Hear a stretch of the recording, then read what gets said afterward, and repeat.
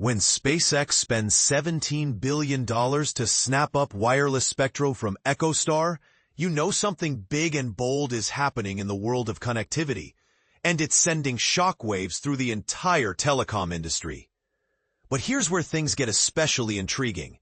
This blockbuster purchase is not just about more satellites in space.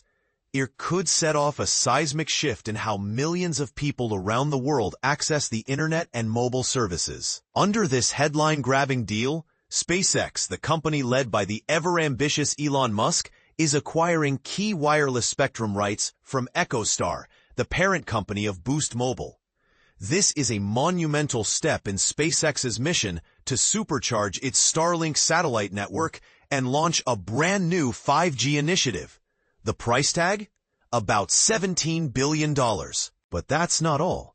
The agreement also means that Boost Mobile customers will soon be able to tap into Starlink's direct-to-cell satellite service, which could dramatically extend coverage to even the most remote connection-starved regions.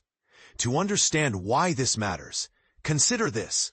The U.S. is experiencing record-breaking wireless data use. In 2024 alone, Americans burned through 132 trillion megabytes of mobile data, a staggering 35% increase from the previous record, according to CTIA, a major industry group. People are hungry for faster, more reliable connections everywhere, not just in big cities. And that's exactly what SpaceX hopes to deliver. What's truly game-changing about this deal is the technology involved.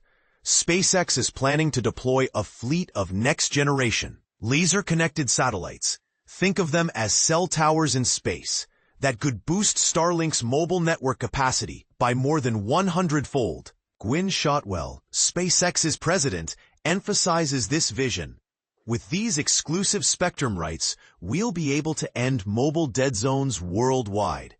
But here's the part most people miss. This move is rattling the giants of U.S. wireless. EchoStar's stock price soared 19% on the news, while AT&T, T-Mobile, and Verizon all saw their shares take a noticeable dip.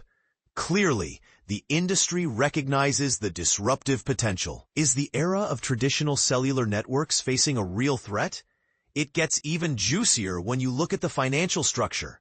SpaceX will pay for the spectrum with a mix of up to $8.5 billion in cash and the same amount in company stock.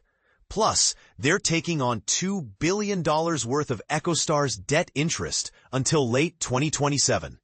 This is more than a simple purchase. It's a major long-term investment, showing just how high the stakes are. Why did EchoStar agree to this? The Federal Communications Commission, FCC, had recently questioned whether EchoStar was meeting its obligations to roll out 5G services and made inquiries into their use of spectrum licenses. This deal with SpaceX and a separate $23 billion sale of spectrum to AT&T looks set to resolve those regulatory headaches and potentially breathe new life into EchoStar's remaining businesses, such as Dish TV, Sling Streaming, Hughes Internet, and Boost Mobile. Now, let's not dodge the controversy. SpaceX had previously accused EchoStar of letting valuable spectrum sit idle, even telling the FCC that these airwaves were being wasted when they could be powering next-gen satellite systems. With this deal, SpaceX finally gets to control and operate Starlink direct-to-cell services on its own frequencies instead of borrowing spectrum from other carriers. Was this a strategic play by SpaceX to force EchoStar's hand, all while making a case to the regulators? That's something industry insiders are hotly debating.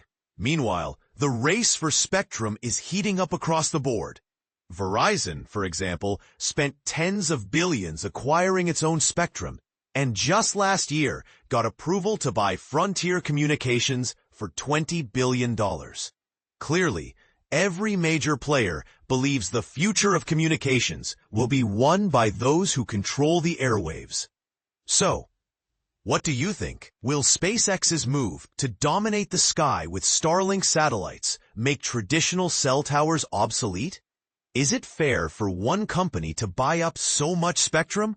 Or is this innovative leap exactly what's needed to finally connect rural and underserved areas? We'd love to hear your thoughts.